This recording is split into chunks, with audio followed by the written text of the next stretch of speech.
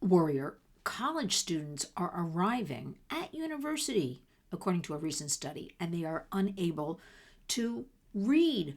Can you believe what I just said? Unable to read. A large majority of professors across the country are reporting that kids have grown up online and they're used to swiping and not reading books. They have ditched books in huge numbers. So now they're arriving on the college campuses and they can't read. So, what are we going to do about this? What are the colleges going to do about this? So, instead of raising the bar to educate our kids and standards and maintain, you have to be able to read, right?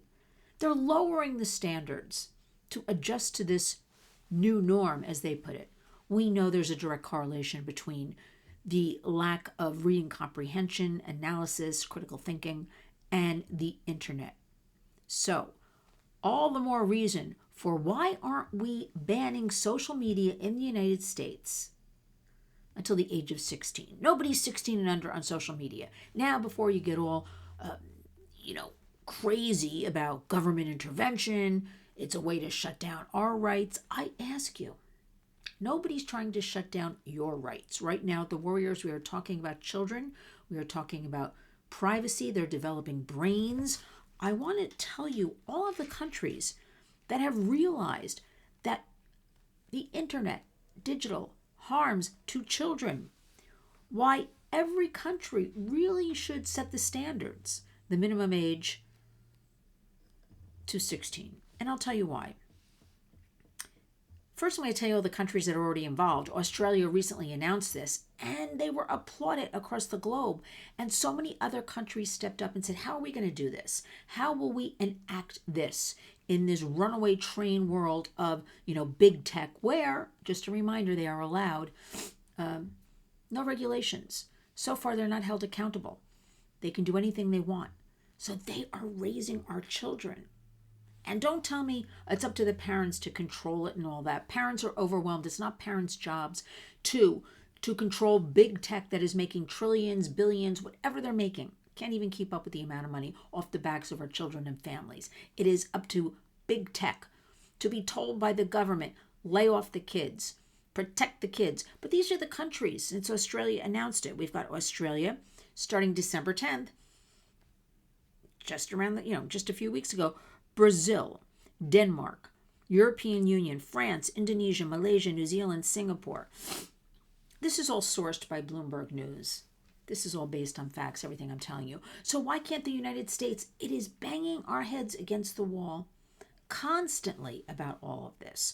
But, as Australia's law went into effect a couple of weeks ago, about a month ago now, so many even politicians and parents and educators stood up and applauded, and they just said, why aren't we doing that in the United States? Why can't we even do like China, who shuts down TikTok after 40 minutes, and the content on TikTok is educational, right? Nature, good feelings, good vibes, all that stuff, as opposed to the horror we are seeing across the United States. Now, another thing we have to take into account, and there's plenty of studies, you can reference The Anxious Generation, Professor Haidt's, Haidt's book. It really is an encyclopedia to give us knowledge and studies and stats about the developing brain, especially during that puberty period, where the brain is very malleable and taking in information and kind of not knowing where to direct it. But if it just is given and given and given, it's all confused. I'm trying to break this down to make it very easy. Our newest study says the average is at least 5 hours a day on social media. The socials. For kids and for our youth, it's usually, TikTok, Instagram, and YouTube. But we're talking about Facebook and X as well. But the brain during puberty, the circuits are constantly activated in the brain. But the brain's not critically thinking, right? So this is a direct correlation where we started this video of kids showing up to college campuses and they can't read, right? Because they're looking. I mean, don't you notice if you post a picture on social media, at least for me at the Warriors, I get so many more views and likes and hearts and this and that than I do if I post a critical study about the development of child brains in the United States. People are visual.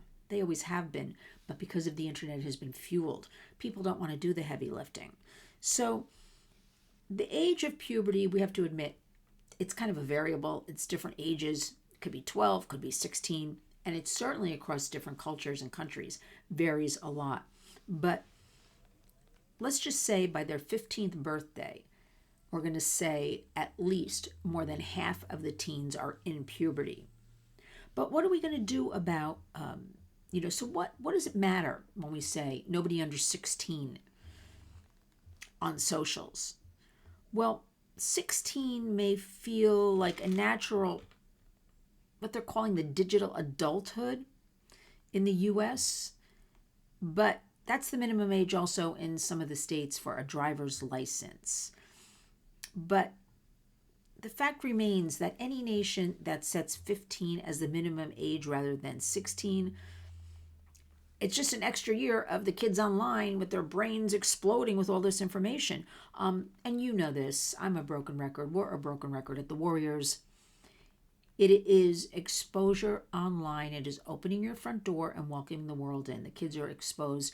Dangerous algorithms. We know they're dangerous because the whistleblowers from all these big tech companies have come forward and revealed internal memos and revealed what they were told, how to act, how to skip and overlook things that are harmful when they brought this to the attention of the higher ups.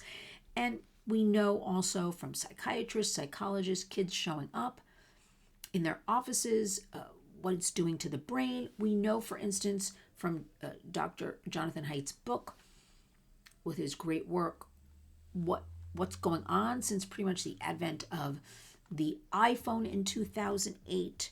So we know kids have less ability during their teen years to regulate their brain or do this critical thinking, to know what's safe and what's not safe. And remember, there's always that pile on. You can know something's wrong because kids tell me this. But when there's a group doing it and you think you're invincible, 15, 16 years old, you pile on and you may try it as well. So parental consent exceptions, put parents right back into this trap. We hear the kids, you can't take the devices away. We live in a digital world, right?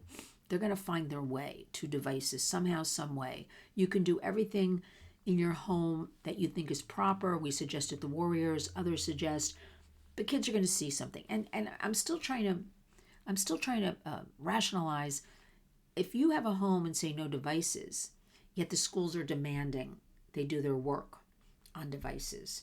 Pretty much every classroom I go into, which is middle school ages, 6, 7, 8 through high school, every kid has a laptop that they're carrying around. I mean, really, every kid. And when I ask, who's on the socials, every hand goes up. I think in my travels, maybe a total of 5 hands never went up, okay? So if kids say, how are we going to get around all this? Because even I struggle with it, and I'm constantly thinking about all this. I mean, actually, I just jumped off a plane back to New York, flew overnight, and I'm thinking about this on the plane. Okay, let's not have kids left out.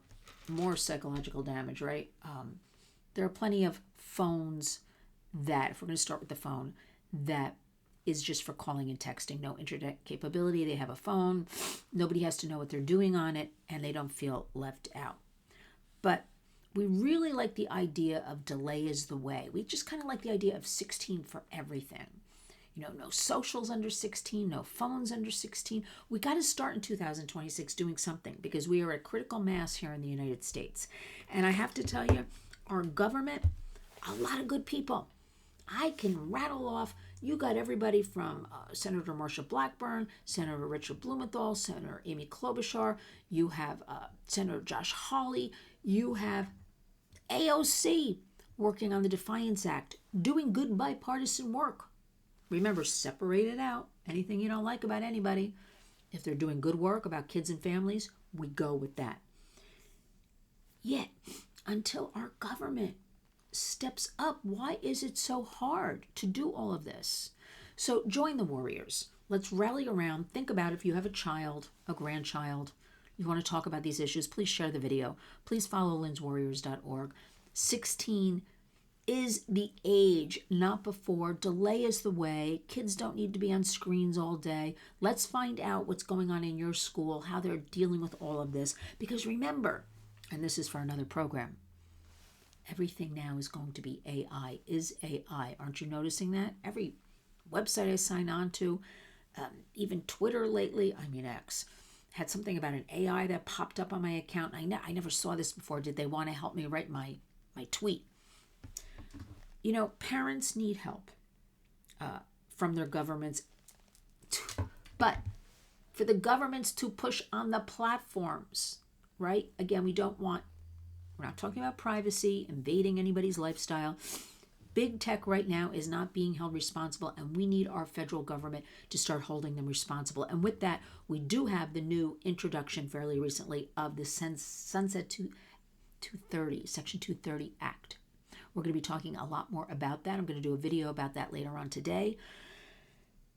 Just got back, got to get myself together early in the morning, but I want you to know, 16, nobody needs all this junk, dangerous algorithms that are feeding the kids pornography, eating disorders, cyberbullying, dangerous challenges, a bunch of, as they're calling it, slop. Let's leverage the internet for good. Let's do it together. Community creates change is our hashtag. Let's honor it together. And let's all wake up each and every day and go out and be a warrior.